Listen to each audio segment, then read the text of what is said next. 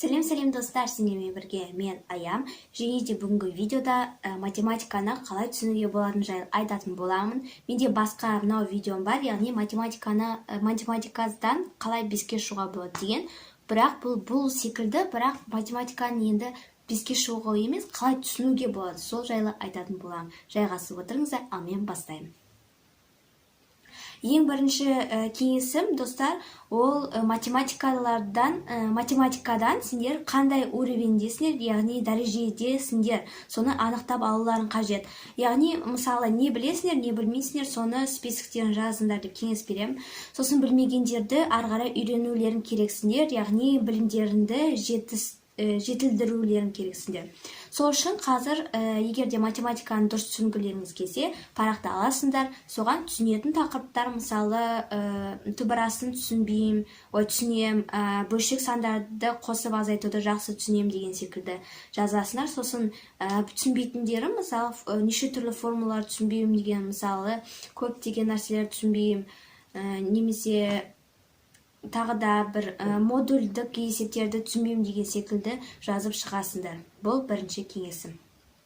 Ал енді екінші кеңесім, ол тоже отличниктердің кеңесі, яғни мұғалімдерді жақсылап тыңдаңдар, және де түсінбеген сұрақтарың болса, ұялмай сұраңдар. Мен тоже сабаққа көмектесетін жақсы 10 кеңес деген ба. Әйтеуір мынау видеода тоже сол кеңесті айтқан болатын. Бұл тоже математикаға байланысты, яғни сендер түсінбеген нәрселеріңді апайдан қорықпай сұрасаңдар, онда тоже сендер жақсы түсініп алатын боласыңдар. Ал егер қорқып сұрамай жатсаңдар, онда түсінбеген кезде кетесіңдер. Және де келесі, ол үшіншісі конспект жазыңдар. Конспект жазғанда неше түрлі қылып жазудың қажет жоқ. Прям ұзақ математикада негізінде конспект деген ол бір шетінде формула, және астында мысалы өрнек есептер, яғни мысал есептерін көрсетіп қою керек, немесе осы менің дәптерімде осылайша жазған, мынаяқта кейбір бізде осылай жұлдыз шағылады, яғни ол формулалар, сосын астында біз мысал есептер өрнек деп жазамыз, сосын есептерімізді шығарамыз. Міне сол секілді осының өзі конспектке жатады.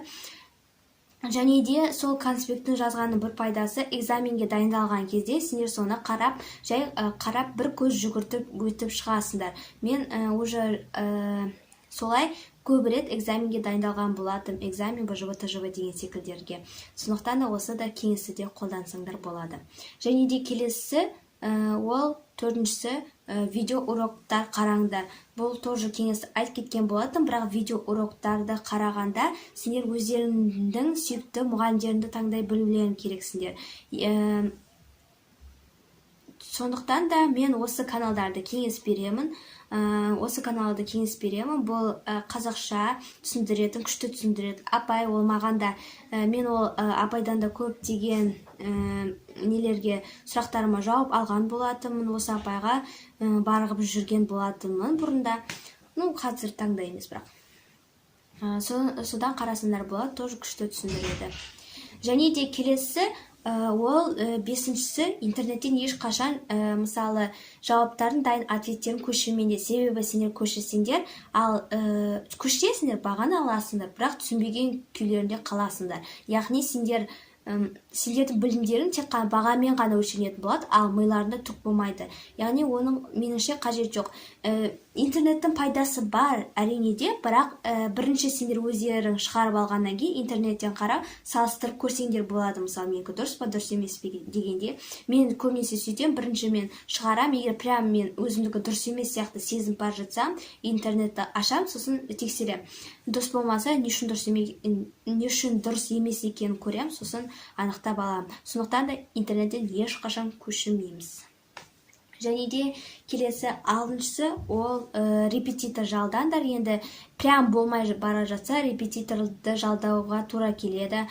Өздеріне екі репетитор түрі бар, негізі онлайн и офлайн, сосын тағы да топтық немесе жекелік деген. Өздеріне қайсына соған барыңдар. Өйткені өз ыңғайларыңызға қарай. Мысалы, курс топпен өткілеріңіз келсе, топқа барыңдар, жеке өткілеріңіз келсе, онда жеке барыңдар деген секілді өздерің әйтеуір репетиторге барып көмек сұрасаңдар болады. репетитордың бір жақсысы ол сендерге берілген үй жұмысын да көмектеседі және де түсіндіреді, және де ол сендердің бір көмекші адамдарың секілді болады. Сондықтан да репетитор де жалдаған дұрыс.